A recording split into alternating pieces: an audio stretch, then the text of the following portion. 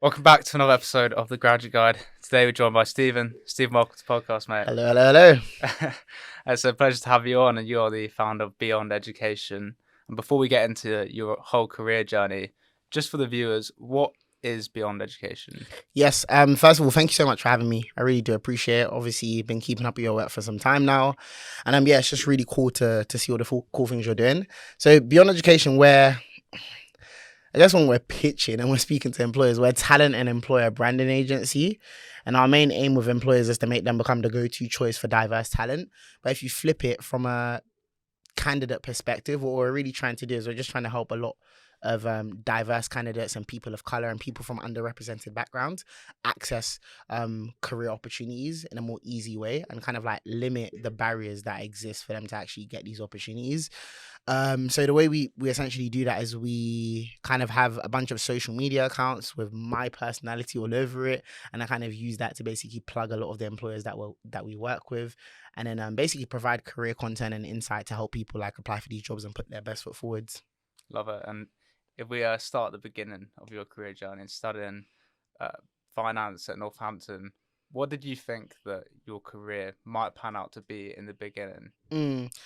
So honestly, like when I went to university, in college initially, like no one knows this too tough, and I haven't really said this too tough, but I actually wanted to be a musician.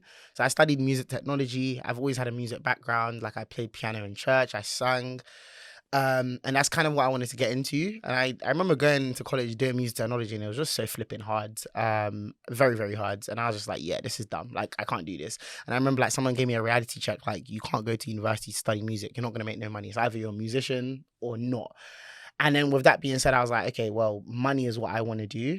And I was kind of like, okay, cool. What can I study in university? And someone was like, banking and finance. They make a lot of money. So that's why I went to go study banking and finance. And I got into university through clearing. I didn't really do well in like college, too tough. And my thought process was, okay, cool. I'm studying banking and finance. I wasn't thinking career wise, but I was thinking as long as I'm studying banking and finance, I will be fine. And that was as far as I thought. And I just thought to myself, I'm going to go to university and I'm going to come out and I'm going to get a job. But I didn't have any specific career in mind. I was just like banking and finance. That's what I'm studying. So surely something will happen there.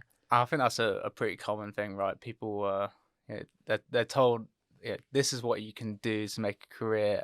This is what you can study at university. And then when you're there, you're actually confronted with, okay, I've not got any more clarity on what the next step is, but you've got to take one. You've got to step somewhere from university. Yeah. What was that next step for you, and what informed that decision for you? Yeah, so between first year and second year, they don't care about all of that. Like, as far as I was concerned, when third year comes, I'll cross that bridge. First year partying. Yeah. Second year, I was like, okay, cool, I need to be serious with my work, my schoolwork, but again, not thinking about careers. And then it was only in third year, I was like, okay, well, I'm about to graduate now. I actually have to start thinking about careers. And my friend, he was the year above me, and he had done, can we mention company names? Yeah, of course. Yeah, so my friend, he had worked in enterprise rent-a-car through their graduate scheme. And he's someone that I kind of looked up to as well. He got a first class as well, and we went to the same uni. So I was like, okay, that's exactly what I'm going to do. I'm going to work in enterprise rent-a-car like he did. So I literally asked him for his CV. And I think the first half of third year, I was like kind of playing about for a bit. But then after that, got that out of my system and I just like kind of buckled down. I asked him for a CV, tweaked my CV.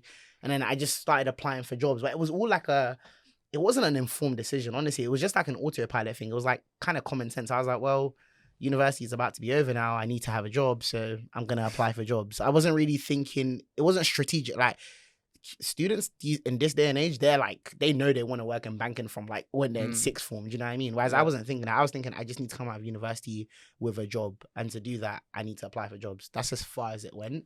So yeah. Yeah, and I think people will probably look at you online now and think like, oh, this guy's always had it figured out. If they look at your career journey, it seems like very linear and like, oh, and then he just became a founder. But for you, like obviously you didn't have that career clarity in the beginning. When would you say you started like feeling like, okay, this is what I'm meant to be doing? Like I'm starting to understand myself in a career sense. That's a very good question. I would say it was probably when I got my first corporate job. So throughout university, it was very much like an autopilot thing. I just need to get a job. However, to be fair, So I studied banking and finance. One of the modules in banking and finance in my third year was called corporate governance. Not to bore anyone with the details, but corporate governance is just about like compliance. And on a high level, it's like interacting with C-suite executives to basically make decisions within a company. In my head, all I heard was C-suite, make money. That's all I heard. So I was like, okay, cool. Although I'm kind of applying for a bunch of random jobs, kind of like maybe want to look for this corporate governance compliance thing to just see what it's about. And if I see that, I'll apply because that means I might be a CEO. That's literally my thought process. So I kind of had a bit of clarity in that sense. And then I ended up starting my career in fintech, and I was working in the compliance department on a graduate scheme. So there was a bit of clarity there. But I would say it was like until me actually getting stuck in that job, like stuck into the role, that's when I was like, oh yeah, okay, I kind of like this. This seems pretty interesting. And that was kind of where things started to kind of click. But I would say, I guess just quick segue in terms of advice. If you're in university at the moment, kind of like really look at some of the things you enjoy from your course content and try and see what translates into a career and go from there. Because that's essentially what I did to kind of like just figure out what I wanted to do as a start. Yeah, let's dig a little bit deeper into that then. Obviously, you've got a big student following and community now. I think it's easy to, in this day and age of sort of gurus and everything, to prescribe like how you should go about a career, like do this and you'll make this much money. What's your advice from your experience on how students should actually like perceive their career going into their final year? Like, how would you like students to think about their career from an early age? Yeah. So I'd say like be open-minded and understand that yes, there's a lot of people being entrepreneurs and you might have aspirations of doing that. But as of right now, your job is just to get experience, right? And it's to get into somewhere and get experience and understand that as of right now, like without entrepreneurship stuff, like your path is very much like I want to work in corporate or I want to have a job.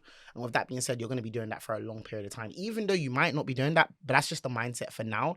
So with that being said, if you're going to be doing this for a long period of time, let's say 20 to 30 years, it doesn't matter what you get into at the start because it's going to change. Like it's literally going to change, like guaranteed. So it's just like having an open mind and just really following your curiosity and interest. So like I said earlier, like, if there's something like in your course content that you're studying that you're like, oh, okay, that sounds pretty good. Like, actually, let me look into that. Then try that out. If it's a job description that you saw and you're like, oh, that I see myself doing that, just follow that rabbit hole because it's not the be all and end all. It's going to change eventually over time. But your first step is like, okay, I actually want to get in and just get some level of experience. So I think it's just about being, honestly, if I was to summarize it, just be open-minded. I think one thing we really like to place emphasis on this podcast is everyone feeling heard in a career sense. And with that being said, everybody's going to have different sort of role models or people they relate to in a career sense. Who, when you think about, especially your younger self, who is a young Stephen? Like, what kind of person is he? And how did you actually draw, like, okay, I could be good at this in my career from your natural self? Wow, this is a serious podcast. This is good questions. So younger Stephen. So younger Stephen is a bit of a relationship person. Like I just know how to like get along quite well with people. In the most like humblest way. I feel like I'm a very likable person, and I always knew that that's what I was gonna use and like play to my strengths. I think even in university, I mean, I graduated with a first class degree in banking, but honestly, half of it was just me schmoozing my lecturers.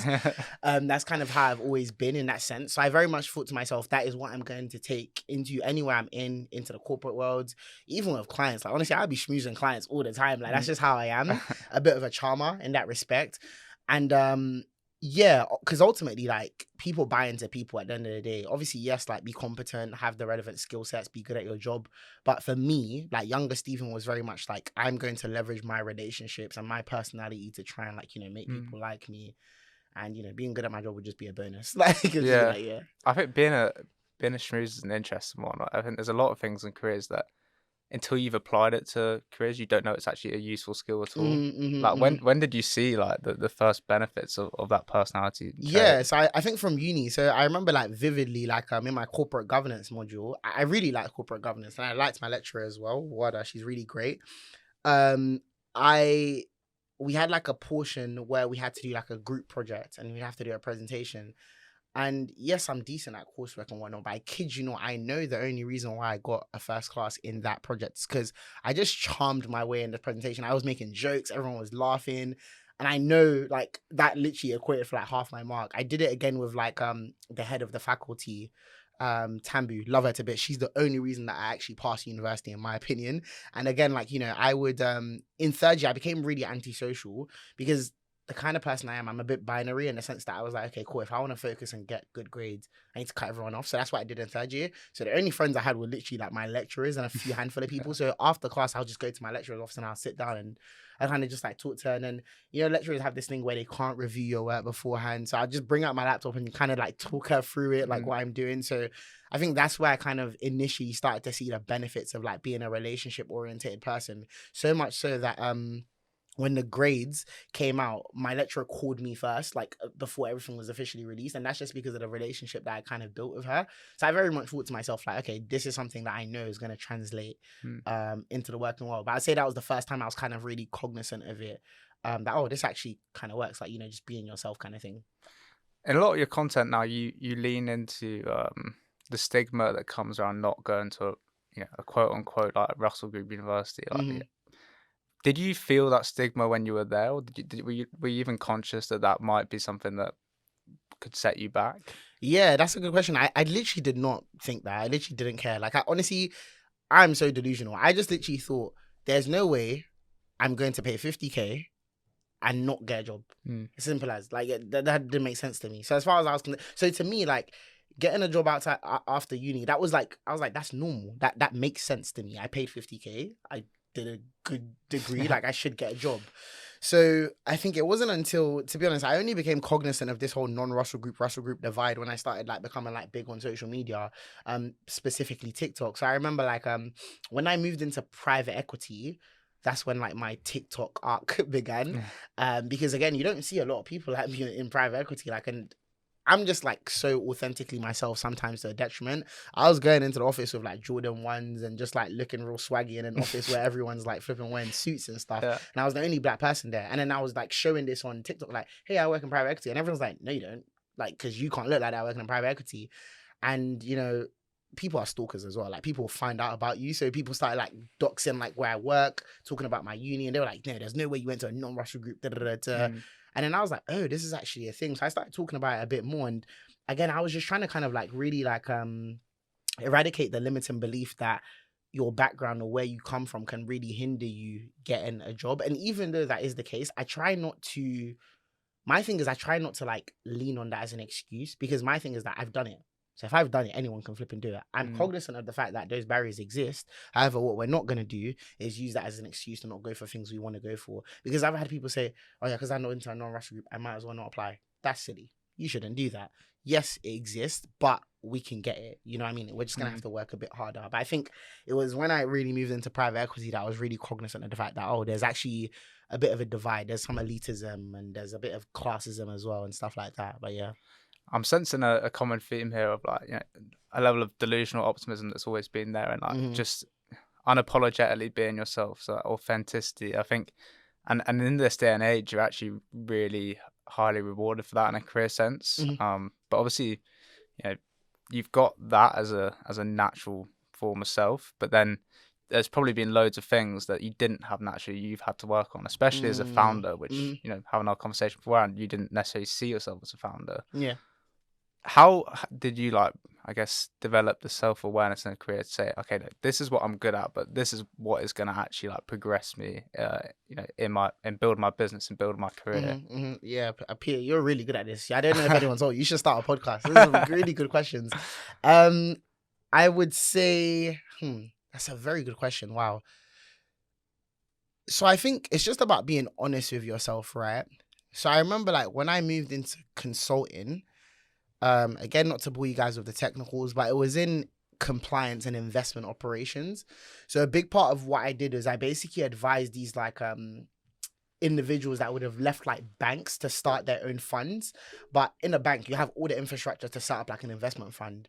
And when these bankers, when they leave, they're like, yeah, I should be able to set up a fund. But there's so much things to consider, like investment operations, compliance, all of that stuff. And essentially what I was doing as a consultant was advising them on how to do it and all the infrastructure they need. And that really gave me a taste of oh, this is a lot. This is really interesting, because on the one hand, the clients I was working with, they were the ones doing all the investments and doing all the technical stuff. And then on the other hand, I was the person kind of advising them on how to set up the infrastructure to do it. But what I quickly got to see was I was like, I can't be a macro trader. Like, I don't understand that, just kind of seeing it firsthand, seeing how hard it is, right? But again, I very much was like, I'd want to try though. Do you know what I mean? So it was kind of like in that sense. That's where I kind of started to dibble and dabble and understand, okay, I'm good at this, I'm not good at that. Another thing as well, shout out to my colleague Sam in my first ever job. Sam is someone that can whip up a spreadsheet out of thin air and like macro. I'll tell Sam, like, send me a client report. And next thing you know, he's built like some database with like SQL and all these things. And I would try to learn it and I just couldn't. And I very much like, I don't know, maybe I conceded defeat, but I was like, no, I have this relationship building thing. I'm good at that. So I'm going to lean into that. So I think it was just more so being cognizant of like my strengths and things that came easier to me. And if I tried to like do something and it didn't come easy to me, I'm like, nah, maybe I shouldn't do it. So I think that's when I kind of started to realize, I hope that answers the question, but yeah. Yeah. And you spoke earlier on about how when you were in your private equity job, people sort of said, okay, you don't, they couldn't believe that you'd end up there. And I think in culture, people have seen the benefit of, diversity and inclusion and, the melting pot. Like in London, we live and breathe like the benefits of it. There seems to have been like a lag in terms of like businesses accepting the benefits that can have on your workforce, right? And I know a big push of what Beyond Education does is to help bring diversity and inclusion to the workplace. But in your words, why is it actually like really important? Take away, the business pitch. Just why is diversity important so important? Yeah, that's a good question. I keep saying that a lot, so but I feel like initially when I started this business, honestly, it was not about diversity. It was literally just about helping graduates get jobs, period. And then as I kind of started to transition into like, kind of growing on socials, I was like, okay, there's a bit of a divide. Like people that look like me, I think when I went into private equity and when I went into consulting, I was like, oh, people that look like me actually struggle to get these jobs. So then it became more of a transition into that. And I think more so the reason why is because the reason why I felt like it was important is because why should I be the one black person working in this private equity firm? That don't make sense to me. Like that's just really odd. There should be more people in these industries. Just from a equitable standpoint, forget, it brings money into organization. I think there's a lot of like stuff that's kind of been displacing that as well in terms of like diversity actually affecting the bottom line. So putting that aside, why shouldn't there be more black people in organization? Why shouldn't there be more diverse people in organization? And the reason why I say that is because, the society that we exist in is diverse. So we should have workforces that are reflective of the society that we exist in, and to me, it didn't make sense, like why that's not the case. And I think, a lot of like my black counterparts and diverse talent, they would kind of put me on a pedestal like, wow, like Stephen is working in private equity. And I'm like, no, you can do it too. And I think for me, that was like really one of the main reasons. Like, we should have this in the workforce because it's synonymous to how our society actually looks as well. And it's like, when you kind of look at politics as well, for example, how is it that the politicians of the world that's actually governing our country, how are they not diverse, but yet they're supposed to run like an actual diverse society? That don't make sense to me. And I kind of see workforces in a similar sense as well. So yeah, that's kind of my thought process. The workforce should just be diverse because that's how society looks, and it's equitable for more people that look like society to be in the workforce essentially. And not just the workforce and the government, as you alluded to, but also the founder space. Like it's been, typically it's been people with privilege who have benefited massively in entrepreneurship. And again, like that isn't, we're seeing the benefits now of more diverse founders coming through and like what that's able to bring. And I think a lot, I've had my own stigmas and things that have stopped me from becoming a founder in my life, even though I felt entrepreneur inclined. I know you said you didn't feel like a founder from young, but it was more like you realized you could actually solve a problem through being one. So that somebody might be sitting there, they might be listening to this and they're going like, okay, I think I might want to be a founder, but I don't see anyone doing it like me, or, I don't have someone fly my flag that makes it seem accessible. From your own personal self, what would you say back to someone who is teetering on the edge of being a founder? I think really assess your motivations for why you want to be a founder. I say this because I wouldn't wish like starting a business on my worst enemy. I genuinely think it's actually a very hard thing to do, in my opinion. And I think the story of me actually becoming a founder was more so from a place of like running away from something. And I feel like sometimes you shouldn't really start a business because of that. So to give you a bit of context, what had happened was when I moved into, so I was working in consulting and I was like, I kind of like what my clients are doing and they seem to be the ones making money. I want to do that. I moved into private equity and what I quickly came to realize is I took a pay cut and I went to do an internship just against private equity. And what I started to realize is that private equity is very, very hierarchical. You have to work your way up. There were people that were like 32 years of age that had left their 5-year consulting job just to do an internship and they might not even like get a job after. And I kind of saw what my life would look like long term. And I was like, nah, don't want to do that no more. So I was like, okay, I've clearly made a wrong career move here. And the difficulty was that even though I was an intern, I still had to do like the 12-hour days. I still had to do the FaceTime. It was middle of COVID and I was going to the office 5 days a week because that's what you have to do. And I kind of started to lose sight of this passion project beyond education that I had started. So at that point it was when I was like, oh, you know what? I kind of want to start my own business. Like, I don't think I want to do this anymore. But it wasn't because, there's a business that I want to start and I'm passionate about. It was because I don't want to do this like work that I'm doing anymore. But I thought to myself, I'm a bit scared. I don't want to do that yet. So I was like, let me go and find another job. And I moved into asset management. And the whole thought process there was, okay, I can move into a middle office role. I can get paid a lot of money and I'm doing less work. But then I hit the barrier of, okay, this work is unfulfilling now. Now I don't like this. So at that point I was like, okay, I could either like keep on trying to find another career that I like, or I could just start my own thing. And that's very much like, I think I just didn't have it in me to go and find another career. And I very much like went into starting my own business. Now, I say this to say, my thought process was that, how hard is it going to be to start a business? Like, because in my head, everything I've done up to this date has been very easy. Going to university and getting a first class degree, all I have to do is study. Working in the corporate world, once you kind of get your first bit of experience, you have a few recruiters on your contacts, you're good. You know what I mean? So in my head, I was thinking that is the same attitude I was going to apply to entrepreneurship. And boy, was I humbled. It's flipping hard. It's still hard. So I say this to say, like, what you really want to, I guess, consider when you're kind of trying to get into entrepreneurship is, first of all, assess your motivation for doing it. Do you really want to go into entrepreneurship because you have a burning problem you want to solve and you feel like you're the right person to solve it? Yes, then okay, cool. Get one step closer to that. If you're just running away from something, I'd say no. And the second most important thing, which I think is very obvious, have product market fit, have paying customers.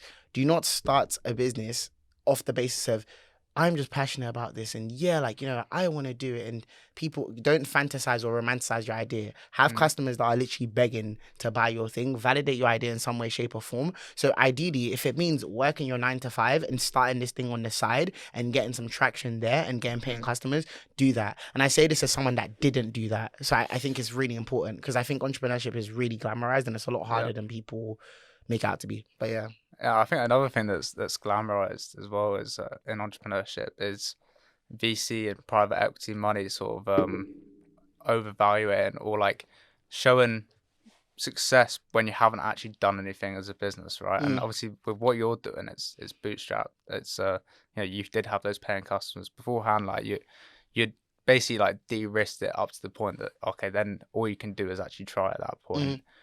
For you, why is it important, digging a little bit deeper into what you're saying there, to really like try and do everything within your means without like money just being injected? How can that develop you as a founder before you just get allowed to skip a few steps without making the learnings? Yeah. So I say, just to clarify, I actually didn't even have any paying customers before I started. Again, I did it like, the advice I'm giving right now is the opposite of what I did. So I very much just did it I'm tired of my career. I don't want to do this anymore. What I did do, which I think is sensible on my part, is I just saved up a bit of money. So I was like, okay, cool. I saved up money for about 6 months of expenses. And I was like, I have flipping 6 months to figure out like some sort of business. If this doesn't work in 6 months, then I'll figure out maybe going back to work. So I did that. But as far as like quitting with paying customers, I didn't really have that. You know what I mean? I think I made like £600.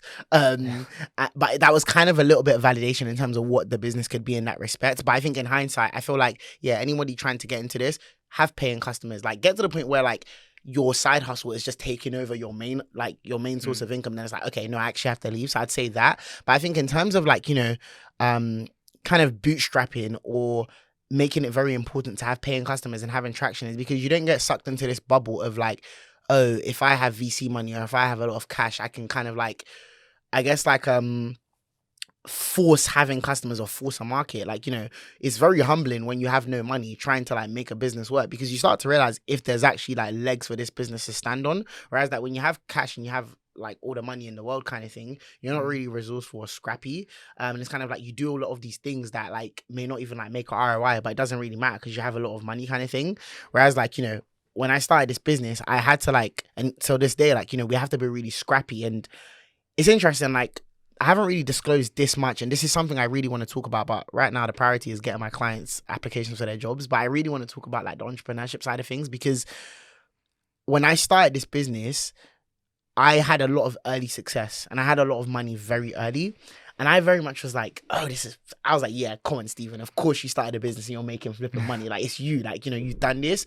And that made me like spend recklessly. I got a PA. I was outsourcing stuff because I was like, oh no, this is easy, like, right? And then what happened was, we were talking about earlier, the clientele that we're trying to sell to, there's one moment to unlock budget, and then after that there's a bit of a drought. So then I wasn't making money anymore, and I was like, oh my god, like, no, what's going on, kind of thing. And that lack made me a bit more, I guess, like more resourceful in terms of how like I actually run the business, how I kind of get clients and stuff like that. So even though like, yes, I made a lot of money like early on kind of thing, because of like, I didn't understand the nature of the market, I spent a lot of that money. There was no profit. Whereas like right now, I'm in a point where it's like, okay, now Stephen, you have to be a lot more financially prudent. We have to worry about cash flow. You have to be, as a CEO, it's like, and it's just not innate in my nature, but you have to be really strategic, right? I'm a very big picture. Let's spend all the money we have on like this big marketing campaign and da-da-da-da. Whereas like, as a CEO, you have to be very strategic about how you do certain things and being really prudent and being like, no, do we have to spend that money? Do we have to pay an influencer 5K for da-da-da-da? So it's like, yeah, not having cash and having lack of resources allows you to be a lot more resourceful and like mindful about the way you kind of do certain things. And I think, yeah, the learning curve, honestly, what I've learned in the last 2 years of running a business beats everything I've been taught in school. What I've learned like working for someone else, like in business, it's ridiculous. I've learned so much about myself, about business, and I genuinely feel like, touch wood, if this business failed, if I was to go back to go and work for a company, I would literally be an asset. I genuinely feel like I probably want to take over the company with so much of the stuff that I know, and that's just because of this experience so far. Yeah, and you mentioned there about being more strategic and building your business. I think the same can be applied to careers, right? And more specifically, let's take you for example. You're a natural schmoozer, but how can you actually be strategic about who you're schmoozing, or how can you actually like develop that storytelling ability, for example? So what would you say is some advice for people to find what they're good at, lean on it, and then actually apply it strategically and build in their career? Yeah, so it's just about, so I feel like schmoozing is what I'm good at, apparently. So I just lean into that. But you could be good at other things, for example. So you could be someone that like is really, really technical. You know how to basically derive conclusions from data. I'm using a very wry example, but you may be able to derive conclusions from data. So like, you could use that to be able to tell stories for people, or like, derive like outputs for people. So let's say like if you're in work now, for example, and your manager just had all this information that needed to be synthesized into something that's actually useful, you could do that. And that could be the way that you basically provide value to your manager in some way, shape or form. One thing that I do recently as well, so obviously I'm a bit of a LinkedIn connoisseur, so I'll be writing a lot of LinkedIn posts and whatnot. Whenever I engage with founders that I'm trying to get to mentor me or something, off the back of our conversation, I will literally give them like LinkedIn prompts, and I'll literally write out like the synopsis of like a couple LinkedIn posts and send it to them to be like, oh yeah, by the way, like you should, because I'm trying to get everyone to post on LinkedIn. So I'll be like, by the way, you should totally post on LinkedIn. Here's a couple of ideas. So I do little things like that. So it's just about finding what comes natural to you and then basically leaning into it and seeing how it can be of value to someone else that you're trying to get something from. Do you know what I mean? Sure. So let's say, for example, if you're a student, you were trying to get into like the finance space, right? Or you're trying to get into investment banking and you wanted to reach out to like MDs or like associates in investment banking. Look at the markets, see what deals are happening, and then give them like a flipping report and like, oh yeah, by the way, like, you guys should totally look at these deals and that deals and that deals. Plus, I love to speak to you about, you know what I mean? Try and find a way to basically like leverage providing value before asking for value. But yeah. Yeah, we've gone too long on this conversation without talking about LinkedIn. You know, Yeah. it's why we're here in this room. No, Like you've literally. obviously grown a big following on it. And tell me about your first impressions of the platform. Because I think a lot of people think, "What is this?" when they first come Yeah. on, and then actually how you've learned what a superpower it can be in building a career or business. Yeah. Honestly, like I told you earlier, I am authentically myself, sometimes to my detriment. I need to do this, but if you see what I was posting on LinkedIn 5 years ago, I used to treat LinkedIn like an Instagram page. Like I used to like Especially literally, 5 years ago, that would have been wild. yeah, like I would like whatever I posted on my story on Instagram is what I would post on LinkedIn. Like I literally need to like show it. Like I was posting like just reckless stuff. Like, and even when I was at work, like imagine like my MD of my department, I would like literally be like filming him on Snapchat, putting filters on his face, and he'd be like, "Stop, you can't do that." And I'm like, "Why? Why?" Like literally, that's what I used to do. And now I post it on LinkedIn. And I remember one time an MD came to me and said, "Stephen, you can't." I think I must have like I'm such a rebel. Like in the office on dress down Fridays, dress down Fridays is just don't wear a tie. I would wear the most loudest outfits because I'm like, this is how I dress. This is my dress down. And I would take a picture and I'll post it on LinkedIn and I'll be like, yeah, I've got drip. And like the MD was like, Stephen, you can't post stuff like that. You work for a very like established organization. And I'm like, why? That's literally how I was. And I very much carry that attitude now. The brand's a bit more refined, but I'm still very much like myself. Um, but I think LinkedIn is powerful in the sense that I personally feel like the organic reach that you get from LinkedIn is just second to none. I feel like it's great for just top of funnel awareness in terms of like bringing like traction to just who you are as a person. And yeah, like, it's the essence of like how we're able to get clients for the business. It's the essence of how we're able to get people to apply for jobs. In one way, shape, or form, people that apply for jobs on our site has probably seen my LinkedIn or seen my team member Stephanie's LinkedIn. I always call her my twin. Shout out Stephanie. And yeah, even her as well. Like last year, she had like 28 followers on LinkedIn. She was like, Stephen, I'm private. I don't want to do that. I don't want to post. For a lot of convincing. Now Stephanie has like 11K followers on LinkedIn in just a year. So yeah, LinkedIn is very powerful to just like really build a brand. And I think we were kind of talking about this earlier about how you get guests on the podcast. Your brand kind of helps in a certain way. So even like when people see that you have a huge following or like you post frequently, when you send a message, they're like, oh, okay, like let me actually reply to this person because it seems like they're legit. So it's a very powerful tool in my opinion, and it's useful to kind of guess what you want from either business or career. I think you're probably a little bit of an anomaly as an early start on LinkedIn. You were just always authentic and like just put out what you think. I think a lot of people are scared to do that, Yeah, I partly don't because it think is a it. professional platform. But what would you say to someone like a student who know they can see the power of it? Maybe they've seen a friend who's built a brand and then landed a great job from it. How can you convince them to just actually be their fuller self? Because that's ultimately what you get rewarded for, Yeah. right? So I'd say like start small. So not to get too technical, but like, just update your profile with like a nice picture and optimize like your profile to say something along the lines of what you're really interested in. So that when you are reaching out to people, it's not just like no picture, some next weird looking Yeah. page like with nothing. So I think that's like a good start. And then rather than thinking, okay, you know what, I need to post, engage. Post like from people you like or like you find interesting, leave a thoughtful comment because that also travels on people's feeds as well. And then what happens is that when you do reach out to people, again, your profile is starting to look more legitimate, and I guess like incites people to want to actually respond because you're actually an active participant on the platform. And I'd say that as a first point. The thing is, once you get deep into that, all of a sudden it's a thing of like, oh, I like this person. Actually, I have perspective on this person. And then you actually want to get to the point of posting. I feel like as a starting point, start really small, optimize your profile and just start engaging and go from there. And I guarantee you would get more benefit from what LinkedIn is actually for than being this big time. I think people really glamorize it and put it on a pedestal like, oh, like, I have to be a big time influencer and content creator when it's literally not that deep. Like there's a lot of us that have Finsta accounts. We don't post on them, but we're just like, praying and commenting here and there. You could literally do that on LinkedIn and you'd get the benefits of what you want. So yeah. My final question to you, and I ask this question to every single one of my guests, is that when you first started off in your career journey, you would have had a certain idea of what success would go on to look like. Fast forward with everything you've learned and achieved along the way, what is your definition of success and how has it changed? Wow, this is some deep stuff, man. Definition of success. I would say, and this is my honest answer, I'd say success is really what is success is what you make it, and it's what's ultimately unique to you, and it's something that's not binary or like stagnant. It's constantly being defined as you kind of like journey through life. Because at one portion of my life, I very much thought success would be I get this job and I'm happy and I'm making a lot of money. I had that, and then all of a sudden it's like, no, I don't want that because I'm not fulfilled. And I was like, I want a business. Like if I have a business, I'm gonna be so happy. Now I have a business and I'm like, oh wow, this is the hardest thing I've ever done. And there's certain parts where I'm like, oh, I'm successful, but it's like I'm still on this journey. So I think it's something that's constantly defined and it just evolves as you kind of go through the journey of life.